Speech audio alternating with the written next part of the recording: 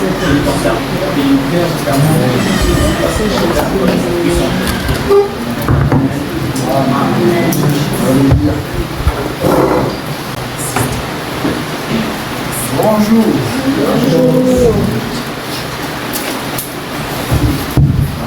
Bonjour. Voilà, ça va bien? Bonne semaine. Toujours les vacances, hein? Voilà, surtout pour les enfants à nous, toujours les vacances. Voilà, quand on était à Tours là-bas, quand on dit dans 20 jours, c'est la rentrée, de voir un petit peu leur tête là, elle commence à changer de couleur. Voilà. Merci pour vos prières. Voilà, les enfants étaient vraiment, vraiment bénis. Malgré la pluie, hein, voilà. Le Seigneur a su bénir, il a su encourager, il a su fortifier. Bon, il y a eu des combats. Comme chaque fois quand on est dans le plan de Dieu, il y a des combats. Combats venant de l'extérieur, combats venant de l'intérieur. Mais comme dit la parole, hein, dans toutes ces choses, Paul il va dire, nous sommes plus que vainqueurs. Alléluia. Tu es plus que vainqueur. Voilà. Tout à l'heure, Daniel a parlé un petit peu du frère Olivier. On continue de prier pour lui, afin que le Seigneur le relève. Donc il a eu un petit souci au niveau de la santé, mais voilà, en parlant avec lui, tout va bien. Il est sur Nouméa, je crois encore, donc il est suivi médicalement et ça va beaucoup mieux. Amen. Voilà, merci à nos amis qui êtes là, les enfants, il y a quelques jeunes qui étaient au camp là. Bienvenue dans ce lieu, et puis ensemble, on veut accueillir tous nos amis sur nos réseaux sociaux. Amen. Voilà, soyez bienvenus et soyez bénis de la part de l'église de Poindimier, de la côte Est. Amen. C'est bon, ça va? Voilà, on va ouvrir la parole de Dieu maintenant, si vous voulez bien. Et puis, voilà, le thème de notre méditation, c'est écrit là. Voilà, merci Seigneur pour la projection. On peut aussi suivre sur notre Bible. Donc, le voyageur ou le pèlerin du ciel. Le voyageur ou le pèlerin du ciel. Est-ce que vous savez que vous êtes des pèlerins? Vous le savez ou vous l'apprenez seulement ce matin? C'est bon l'écoute là-bas? Marcelin, ok, Marcelin peut-être? Voilà, on me fait des grands signes. Problème. C'est bon, Marcelin, c'est bon?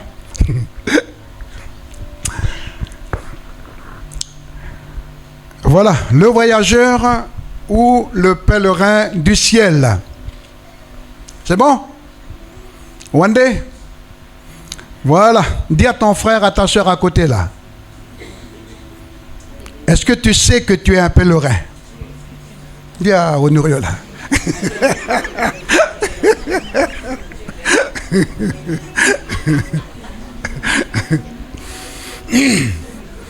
Est-ce que tu sais que tu es un voyageur?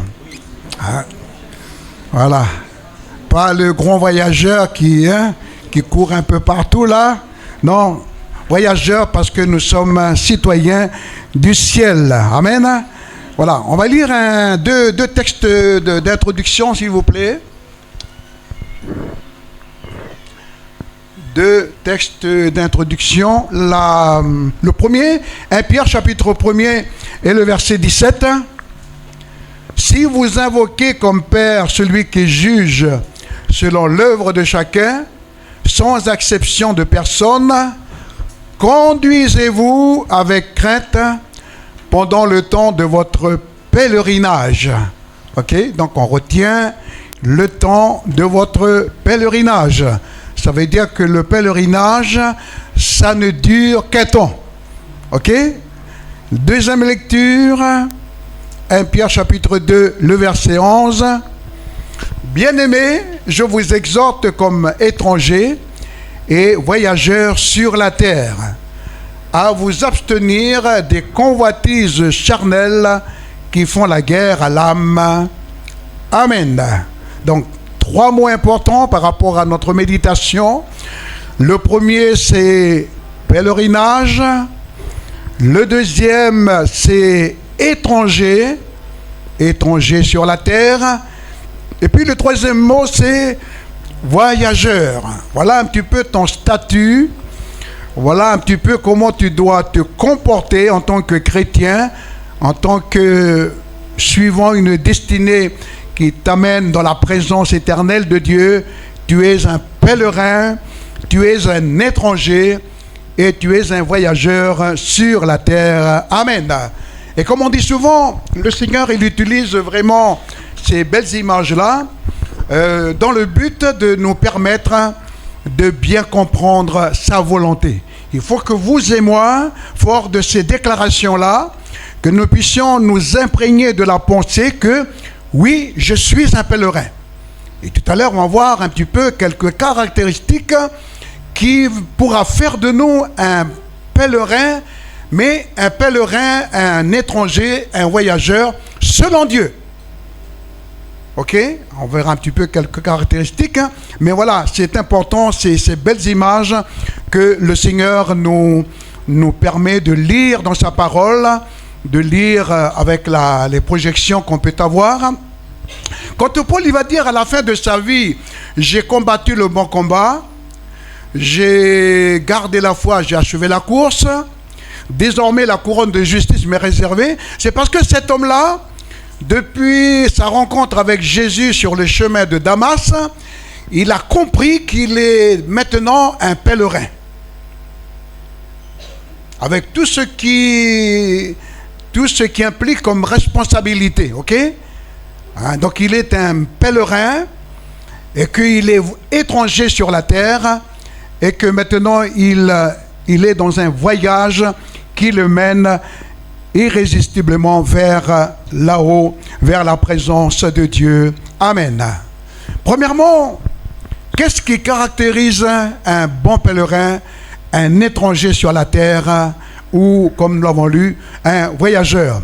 La première chose que le pèlerin doit vraiment expérimenter, c'est d'entendre la voix de celui qui l'appelle. Ok?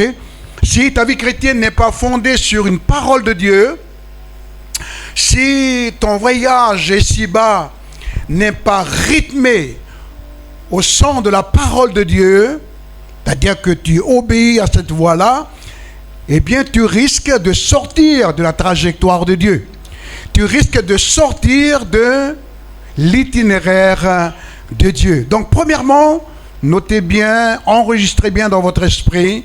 Premièrement, entendre une voix, mais non pas n'importe quelle voix. Ok? Pas n'importe quelle voix. La voix que tu vas entendre, c'est celle de celui qui veut te conduire à bon port. Les autres voix que tu pourrais entendre ici-bas sont des voix qui vont te perturber, qui vont te mettre la confusion dans ton cœur. En tout cas, tu n'auras pas la paix. Mais quand le bon berger, il te parle au départ de ta vie avec Dieu, eh bien, tu seras béni et tu arriveras à destination. C'est un petit peu Abraham, au départ de sa vie, dans Genèse 12. On va lire, ça sera affiché, bien sûr. Genèse 12, et puis le premier verset nous dit, « L'Éternel dit à Abraham, qu'est-ce qu'il lui dit? Va-t'en de ton pays, va-t'en de ta patrie, va-t'en de la maison de ton père, dans le pays que je te montrerai. » Voilà la voix qu'il a entendue Abraham. Avant ce moment-là, Abraham n'avait jamais entendu Dieu lui parler directement. Et pourtant, c'est une famille qui a la foi. Son père, c'est Laban, c'est un homme qui a la foi. Mais là, première fois, il entend la voix de Dieu. Abraham partit comme l'Éternel le lui avait dit. Ok? Et c'est là qu'on revient un petit peu à ce que Paul va déclarer bien des millénaires plus tard. L'évangile est la puissance de Dieu pour le salut de quiconque croit. C'est-à-dire que vous et moi, à un moment donné, dans notre parcours ici-bas, alors que peut-être on ne cherchait pas vraiment le Seigneur, eh bien, l'évangile a retenti dans nos cœurs. Une parole, une voix nous a interpellés. Et puis cette voix-là, elle était tellement puissante qu'elle nous appelait à nous abandonner à Dieu, mais aussi avec toutes les conséquences qui y sont impliquées. Parce que quand tu donnes ta vie à Dieu, il y a des implications. Il y a des responsabilités, si vous voulez. Alors Abraham, lui, il entend la voix de Dieu. Qu'est-ce que Dieu lui dit? Eh bien, Dieu lui dit, va-t'en de ton pays. Quitte un endroit. Quitte là où tu as toujours eu l'habitude de vivre. Là, il faut que tu vas rompre avec tes racines. Là, il va falloir que tu sors de cet environnement-là où tu as grandi, tu as couru, tu as marché, tu as semé, etc. Maintenant, l'heure est arrivée, Abraham, il faut que tu quittes ton pays. Non seulement le pays, mais aussi la patrie. Donc c'est carrément, si vous voulez, un départ pour tout laisser derrière lui. Ok? Un départ pour tout laisser derrière lui. C'est-à-dire que Abraham, il sera arraché d'un milieu où il a l'habitude de vivre et de marcher. Ok? Et on rejoint ce que Paul il va dire, ou Pierre, je crois, cette parole, vous avez été arrachés du siècle présent. Voilà. C'est un peu comme Abraham. Abraham, il a été arraché de son milieu naturel, de son milieu où il a grandi, dans ce milieu où il a fait beaucoup de choses. Abraham, il a été arraché.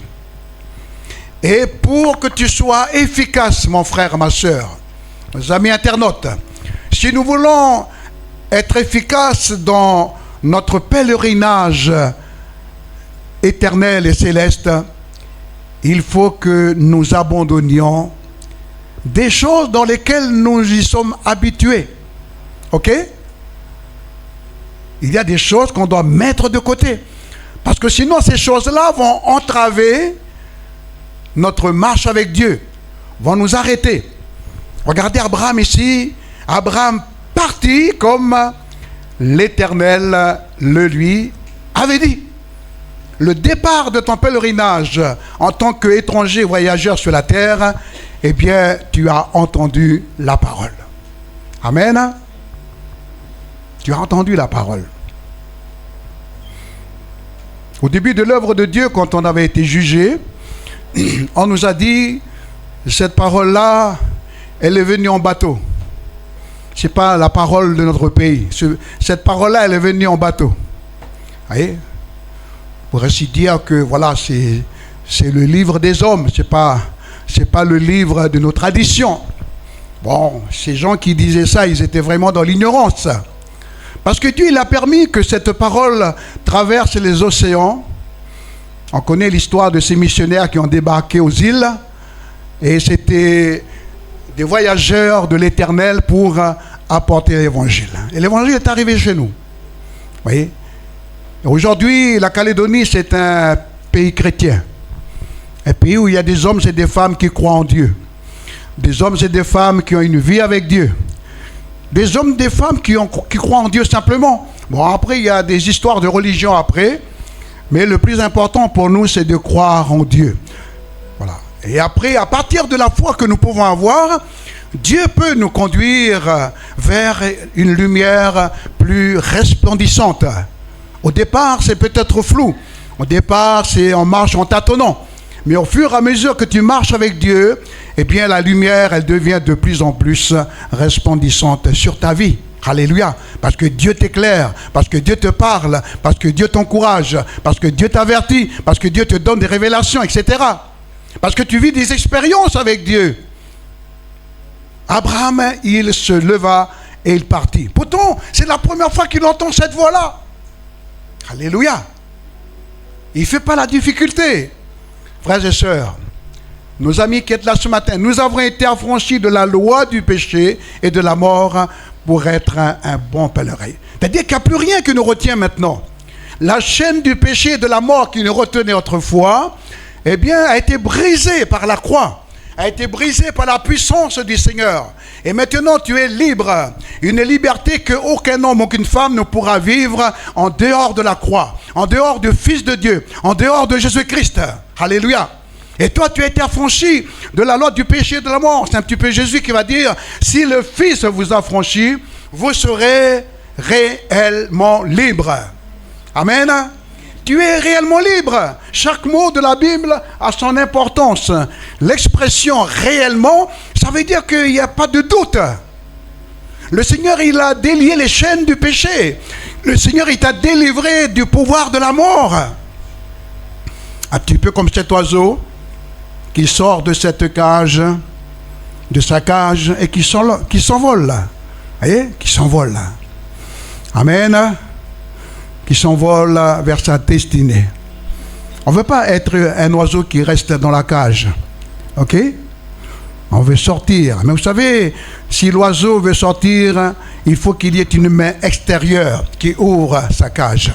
S'il n'y a pas l'intervention d'une main extérieure, l'oiseau ne pourra pas sortir. L'oiseau sera encadré par un entourage, on va dire. Il faut que quelqu'un ouvre la porte de sa cage. Le Seigneur, un jour, il est venu et puis il a ouvert la porte de ta cage. Il a ouvert la porte de ta prison spirituelle. Frères et sœurs, il nous faut interpréter notre vie avec Dieu avec la révélation. Ce n'est pas du terre à terre, c'est du divin. Si tu n'interprètes pas ta vie avec Dieu par des révélations de la parole de Dieu, eh bien tu seras au ralenti dans ta vie avec Dieu. Tu ne seras pas un bon pèlerin. Tu auras beaucoup de mal. Vous savez, un jour, la Bible nous parle d'un homme qu'on appelle Simon de Cyrène. Lui, c'est le gars qui vient du champ comme ça, et puis il ne savait pas ce qui se passe. Et puis quand il arrive là, dans le voisinage de Jérusalem, on l'attrape au passage, puis on prend la croix et on met sur son dos. Voilà. Ben oui, il ne sait pas ce qui se passe, il vient de planter ses maniocs là. Et puis il arrive, puis on l'attrape, puis on met une croix sur son dos. Alors il dit, mais c'est quoi tout ça là? Voilà. Et moi ce que je voulais dire, c'est qu'il y a des chrétiens comme ça, hein, ils ne savent pas pourquoi ils portent la croix. Mais, voilà. Mais il faut que tu saches que Jésus l'a dit, si quelqu'un veut venir après moi, qu'il renonce à lui-même, qu'il se charge de sa croix et qu'il me suive chaque jour. Et frères et sœurs, pour nous, personne ne nous a forcé à porter la croix. Amen.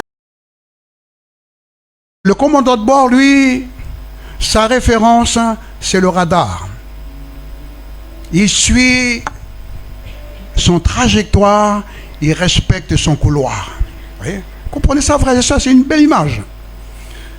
Mais le pilote, il ne voit pas de dessin, il n'y a rien du tout. Tout est sur le tableau de bord de l'appareil. En bas, sur la terre, il y a ce qu'on appelle les contrôleurs aériens. Et eux, ils contrôlent tout. Et quand l'avion commence à sortir de son trajectoire, de son couloir, là-bas, on appelle le commandant. Attention, danger, redressez l'avion, parce que vous sortez de votre couloir. Oui. Frères et sœurs, écoutez-moi bien ce matin. Est-ce que tu entends ton contrôleur céleste? Quand Dieu te dit, tu sors de ton couloir là. Tu sors de ton couloir et attention, tu vas fracasser quelque chose. Le contrôleur aérien, c'est notre Dieu, c'est le Saint-Esprit qui nous amènera toujours à rester dans notre couloir. Parce qu'on ne veut pas fracasser. On ne veut pas rentrer sur quelque chose qui va nous tuer spirituellement. On reste dans le couloir du Saint-Esprit. Et Dieu te donne cette parole ce matin que si tu ne respectes pas le couloir qui est là, inscrit sur les 66 livres de la Bible, si tu ne respectes pas sur le chemin resserré, la porte étroite, tu risques de te casser la figure spirituellement. Tu redeviens un religieux. Ta vie spirituelle n'est pas comme le Seigneur l'aurait voulu. Parce que tu commences à tracer tes propres couloirs. Non pas ma volonté, Père, mais ta volonté. Amen.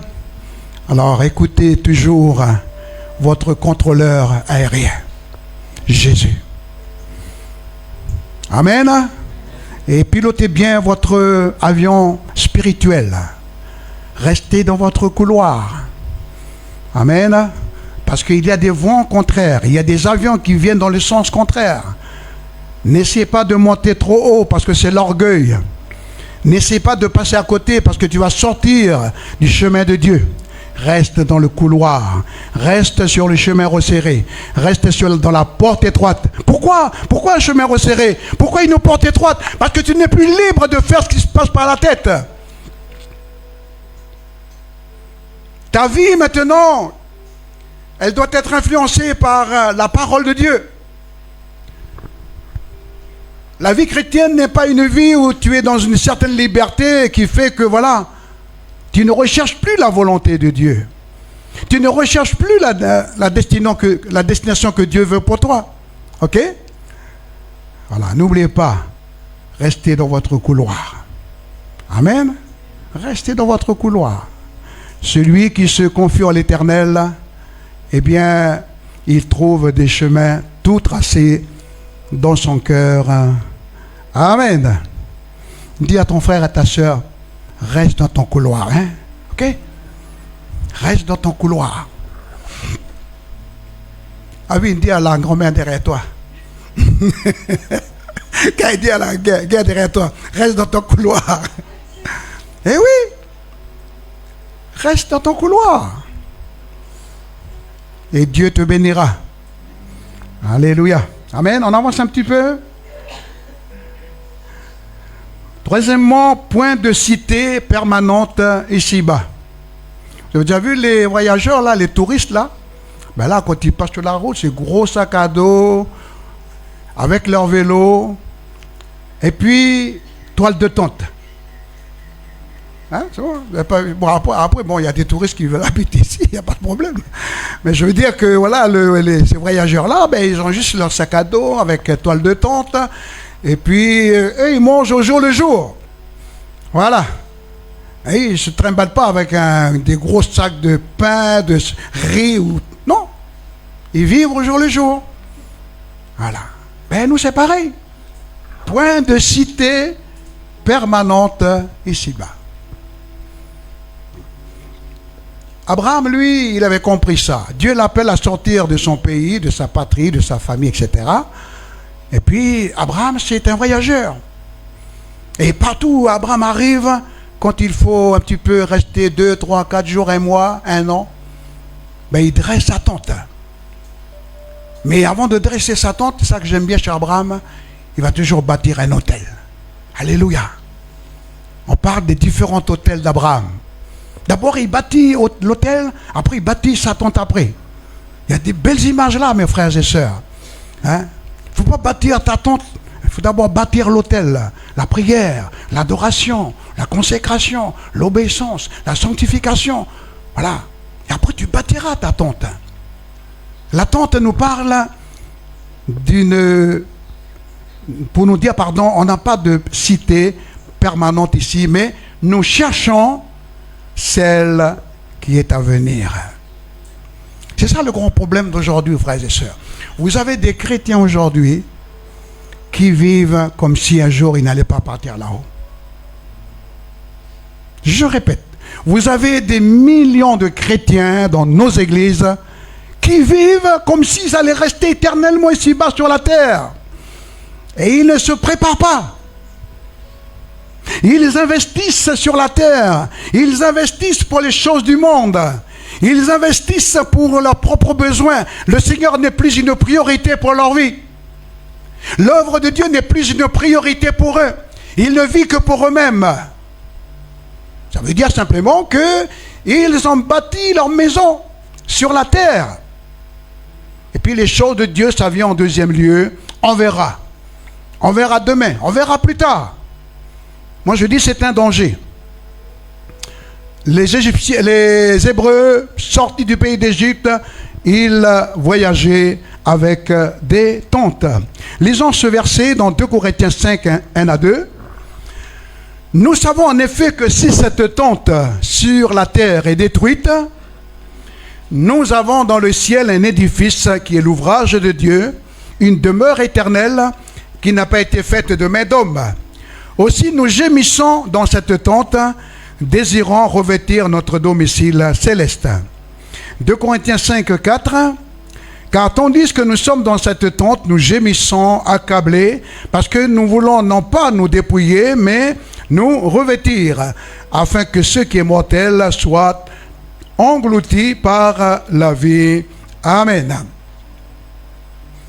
Paul, il parle d'une tente ici, là, et cette tente dont Paul fait allusion, c'est ton corps.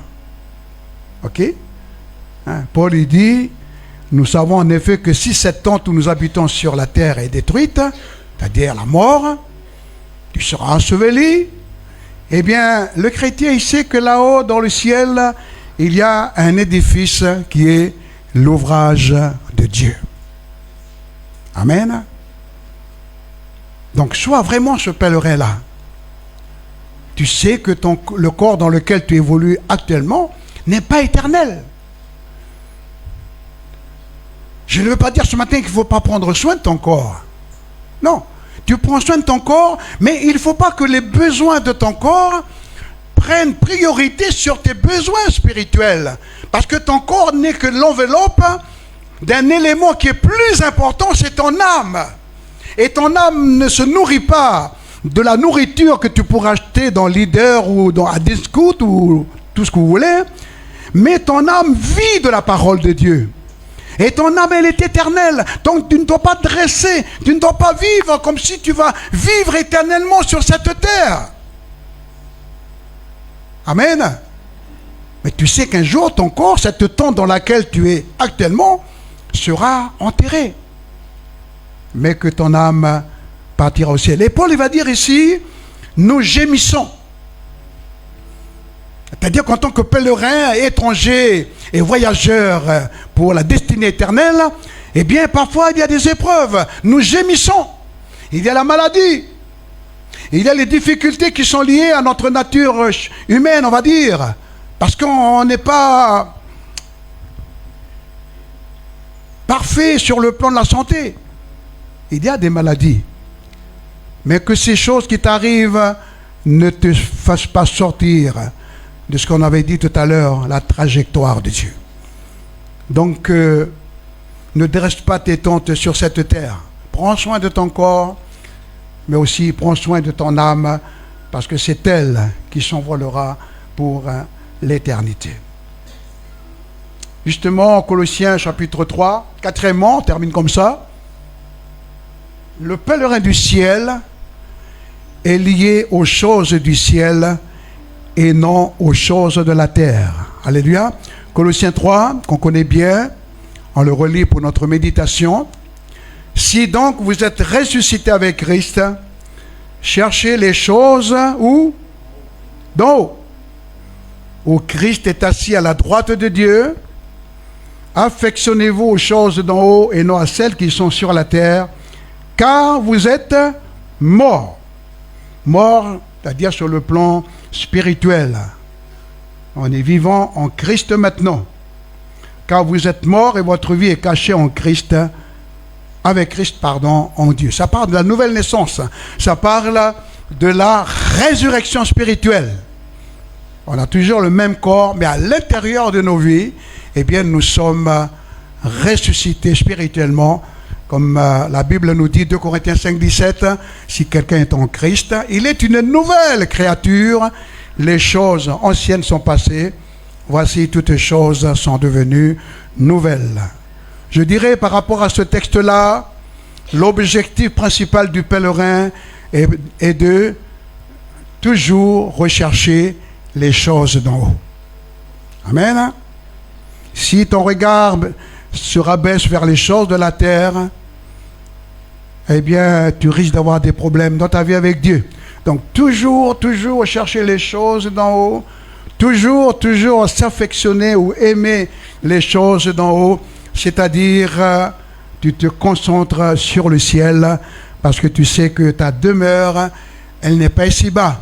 Et puis, comme je dis souvent, tu investis pour le ciel. Quand dans ta vie ici-bas sur la terre, eh bien, tu remplis ta banque céleste. Alléluia. Tu remplis par tes bonnes œuvres.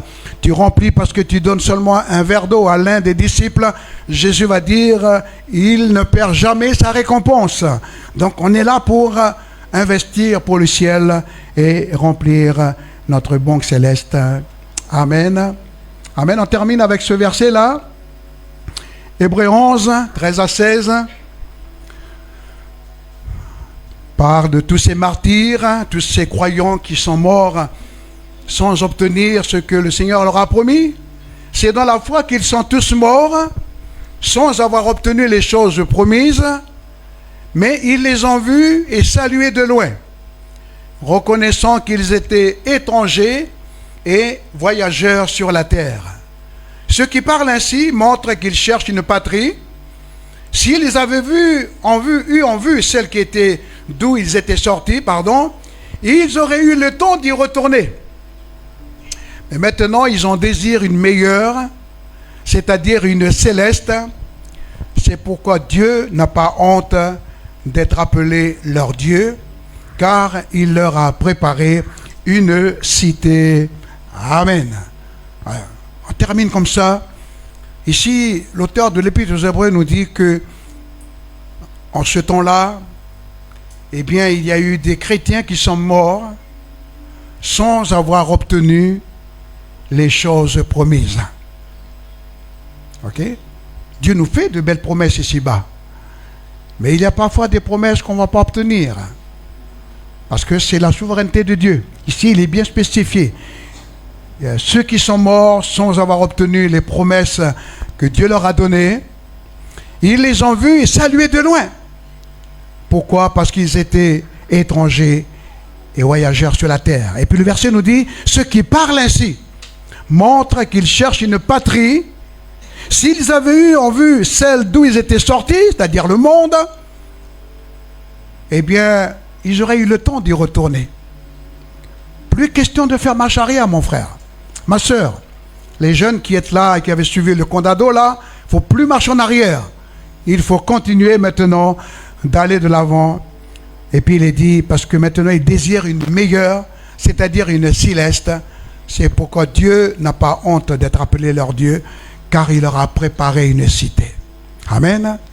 Une belle cité là-haut, mon frère, ma soeur. Donc tu es tiraillé peut-être, tu seras encore dans ce monde. N'oublie pas que tu n'es qu'un pèlerin. Tu es un voyageur. Ne dresse pas tes tentes ici-bas. Tu es un étranger. Ta famille doit te considérer comme un étranger sur le plan spirituel. Parce que tu ne branches plus avec eux. Tu ne vas plus avec eux quand il s'agit de prendre position pour Christ. Tu te mets en arrière. C'est ça notre vie avec Dieu. Alors puissions-nous ce matin prendre en considération ces paroles. Je vous invite à la prière maintenant. Et le diable, c'est le grand prédateur du pèlerin. Il se tient sur le chemin. Il te dresse des arbres fruitiers. Il te propose des sources et des puits. Mais dis comme Moïse, nous on va rester sur la route royale. On ne va pas toucher de tes arbres. On ne va pas boire de ton eau. On ne va pas dresser nos tentes. On ne fera que passer. Amen. Et l'Église, elle ne fait que passer. Jésus va dire un jour dans les évangiles, vous êtes dans le monde, mais vous n'êtes pas du monde. Amen. Tu es dans le monde. Oui, je suis dans le monde. Oui, ce matin, on est ici à Pont-Dimier. On est dans le monde. Mais on n'est plus du monde. Parce que notre patrie est là-haut dans l'éternité. Je voudrais prier pour toi ce matin. Parce qu'il y a peut-être du relâchement dans ta vie. Les choses du monde commencent à reprendre leur place dans ta vie. Les choix que tu fais aujourd'hui ne sont plus des choix tels que tu les faisais autrefois, quand tu aimais de tout ton cœur le Seigneur. Voilà, tes choix maintenant sont plus vers ce qui t'arrange, vers ce qui te plaît. Voilà, maintenant, nous allons prier. On peut chanter un petit chœur, s'il vous plaît. Et puis, ensemble, je demanderai à ceux qui auraient besoin de la prière de juste se lever à leur place. Nos amis internautes aussi, si cette parole vous a béni, vous pouvez aussi vous lever à votre place. ou voilà, dans votre salon, recevez vraiment cette parole comme une parole de Dieu pour vous et prions ensemble le Seigneur. Alléluia, alléluia.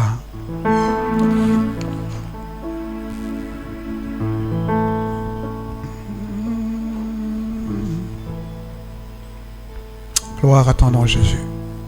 Chantons ce petit cœur. Jésus, tu es le centre de ma vie. Jésus, tu es le centre du... Sois mon chant. On peut afficher. Alléluia. Jésus,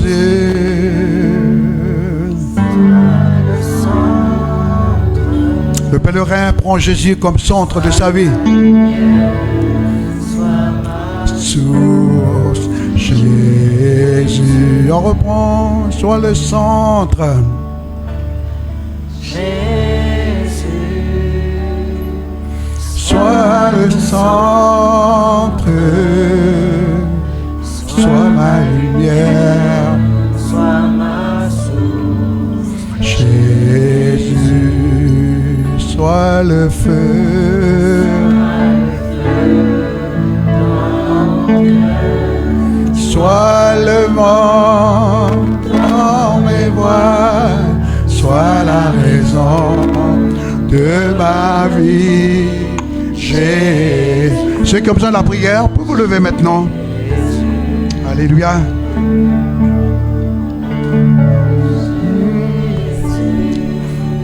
On continue à chanter. Ceux qui désirent la prière, levez-vous à votre place et nous allons prier pour vous. Jésus, sois le feu dans mon cœur. Sois le vent dans mes voies, sois la raison de ma vie. Jésus, Jésus. Alléluia. Notre Père et notre Dieu, merci pour cette parole que tu viens déposer dans nos cœurs ce matin. Et tu nous rappelles que nous sommes des pèlerins. Nous sommes des voyageurs sur cette terre. Nous sommes des étrangers. Parce qu'à un moment donné, nous devons vivre ces choses-là. Et nous vivons ces choses-là. Seigneur, cette parole, elle est importante. Et elle a toute sa portée pour nous. Parce que il y a un grand danger qui nous guette chaque jour. C'est de tomber dans la lassitude, dans le découragement, de baisser les bras et de se dire à quoi bon continuer, à quoi bon persévérer. Et ce matin, Dieu, il a une parole toute particulière pour toi, en tant que pèlerin. Parce que en tant que pèlerin, Dieu t'a confié un service. Dieu t'a confié un beau ministère. Dieu t'a confié quelque chose qu'il n'a pas donné à quelqu'un d'autre. Mais il t'a donné ce don et ce talent pour que dans ton pèlerinage au service de Dieu, eh bien, tu bénis les autres. Tu bénis l'Église parce que Dieu a déposé dans ton cœur. Oui, sur ce chemin, tu as commencé à goûter d'un arbre, de cet arbre qui appartient aux Moabites, de cet arbre qui appartient aux Ammonites, c'est-à-dire un peuple qui est contre Dieu, un peuple qui veut détruire Dieu. Autour de toi, tu as des personnes qui sont rebelles contre Dieu. Tu entends des paroles qui blessent ton cœur. Tu entends des paroles qui veulent tuer ton âme et ta consécration. Et Dieu te dit ce matin, courage, tu es mon pèlerin. J'ai une trajectoire pour toi. Dieu te dit, reste dans ton couloir, dans ce couloir que Dieu a tracé devant toi. Ne sors pas de ce couloir-là parce que tu risques de rencontrer quelque chose qui va détruire ta vie. Comme aujourd'hui, quand il y a des grands avions qui sortent de leur couloir, il y a des crashs dans le ciel et il y a des centaines et des centaines de morts parce que dans ces accidents d'avion, il n'y a pas de survivants. Ce matin, Dieu te parle et te dit, garde bien le chemin, garde bien ton ministère, garde bien ton service. Oh, tu es peut-être critiqué, mais garde. Alléluia. Notre Père et notre Dieu, merci pour ta parole. Nous ne voulons pas être comme Simon de Cyrène, cet homme à qui on lui a forcé de porter la croix, alors qu'il n'avait reçu aucun enseignement. Il ne savait rien de tout ce qui se passait à Jérusalem. J'ai bien peur qu'aujourd'hui, il y a beaucoup de chrétiens qui ne réalisent pas toute la portée de leur vie spirituelle par rapport à la croix. Il y a beaucoup de négligence maintenant. Il y a beaucoup de superficialité. Il y a beaucoup de légèreté maintenant. Et je voudrais prier pour chacun de tes enfants ce matin, comme pour moi-même. Nous avons tous besoin de prier les uns pour les autres. Parce que l'itinéraire de Dieu pour nous, c'est pas facile. C'est pas facile. Parce qu'il y a la souffrance, il y a les épreuves, il y a le grand prédateur de nos âmes, Satan le diable, qui rôde comme un lion rugissant, cherchant qui il va dévorer. Père éternel, merci pour tes enfants qui se lèvent ce matin. Nous sommes tous debout, Seigneur, parce qu'on est tous concernés par cette parole. Et je te remercie, Seigneur. Moi-même, je prie pour moi-même et priez pour moi. Parce que dans ce chemin-là, nous sommes tous dans ce même combat. Il y aura de l'opposition. Il y aura des vents contraires. Il y aura la maladie qui va arriver. Il y aura même la mort et le deuil qui pourraient arriver. Mais ne lâche pas le Seigneur. Amen. Ne lâche pas Jésus. Reste dans ton couloir. Reste dans l'itinéraire de Dieu. Amen. Et suis la boussole de Dieu. Suis la parole de Dieu. Suis ton guide qui est le Saint-Esprit. Alléluia. Ta parole est une lampe à mes pieds, une lumière sur mon sentier. Je te bénis ce matin, mon frère et ma sœur, dans le nom de Jésus. Je te bénis par cette prière et je demande à Dieu de te bénir. Je demande à Dieu d'ouvrir la porte de ta cage pour que, comme l'oiseau, tu sois libéré, libre pour faire la volonté de Dieu. Comme dit la parole, là où est l'Esprit du Seigneur, là est la liberté. Ne te retiens pas, fonce, parce que le Seigneur, il a un plan pour toi. Le Seigneur, il a une trajectoire pour toi. N'écoute pas ce qui se dit à droite, à gauche, mais écoute la voix du bon berger. Cette voix que tu as entendue dans ta jeunesse, eh bien cette voix elle retentit encore ce matin pour te dire laisse ces choses-là, lève-toi, va de l'avant, je suis avec toi, alléluia. Père, merci. Bénis nos amis internautes qui suivent nos réunions, soyez bénis par le Seigneur, soyez touchés par le Seigneur, soyez renouvelés par le Seigneur. Père, merci pour la sensibilité, merci pour ce temps de partage, au nom de Jésus. Amen.